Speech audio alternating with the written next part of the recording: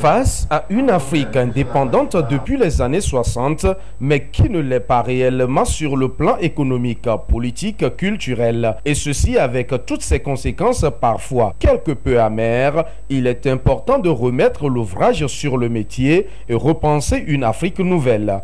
Et c'est à cet exercice que se prête l'honorable député, le président du Parti démocratique panafricain, Innocent Kagbara, dans son nouveau livre sorti aux éditions Aoudi et intitulé « Ma vision 2050, expérience malaisienne pour un patriotisme panafricaniste » qui a été dédicacé ce mercredi 20 décembre 2023 à Lomé. Nous sommes à un tournant décisif de notre histoire, l'histoire de l'Afrique, et il fallait que nous puissions mettre un contenu dans le thème du panafricanisme. Et nous pensons que le panafricanisme au XXIe siècle doit être un espace continental, économique, culturel, industriel, agricole, de réappropriation de notre histoire, prôner les valeurs africaines que nous appelons l'africanisme et également la bonne gouvernance. Parce que c'est à travers la bonne gouvernance que nous pourrons construire des États forts où les autres vont nous respecter parce que nous, comme on l'a souvent dit, on ne négocie pas le respect. Ils vont nous respecter parce que nous allons nous respecter, parce que nous allons construire des pays stables, des pays riches.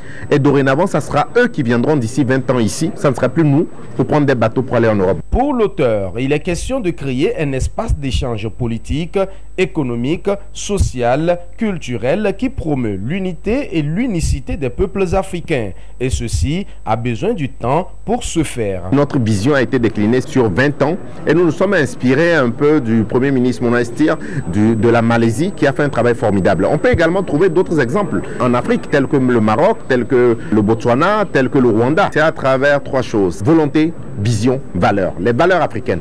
Il faut qu'on reparte à la base de la formation civique, de l'éducation à la maison.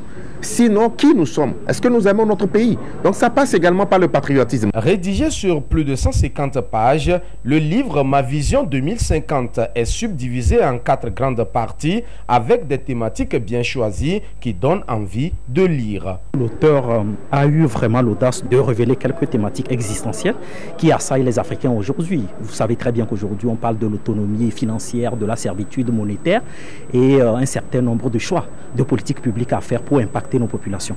Et donc, il part d'une analyse conceptuelle. Il fait l'état des lieux aujourd'hui de l'Afrique en proposant des solutions pratiques. Et cela passe par quoi? Par la vision. Il dit personne ne peut transformer notre société aujourd'hui s'il n'a pas une véritable vision.